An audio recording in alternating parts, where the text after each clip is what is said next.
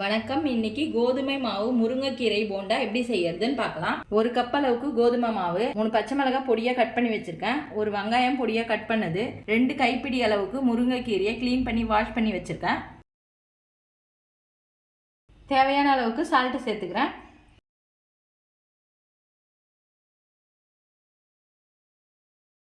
சேர்த்து போண்டா பதத்துக்கு கலந்து எடுத்துக்கலாம். திக்கான பதத்தில் கலந்த பிறகு சின்ன சின்ன போண்டாவாக போட்டுக்கலாம். எண்ணெயை நான் மிதமான சூட்டில் வச்சுருக்கேன். இந்த அளவுக்கு சிம்லே நல்லா கிறிஸ்பியாக வேக வச்சுக்கோங்க. நீங்கள் ஈவினிங் பசங்க ஸ்கூல் விட்டு வரும்போது இந்த ஹெல்தியான முருங்கைக்கீரை போண்டாவை செஞ்சு கொடுக்கலாம். இந்த அளவுக்கு கொஞ்சம் கிறிஸ்பியான பிறகு இப்போ எடுத்துடுறேன். நம்ம வீட்டில் இருக்க பொருளை வச்சு 5 நிமிஷத்தில் இந்த போண்டாவை நீங்கள் செஞ்சு முடிச்சிடலாம்.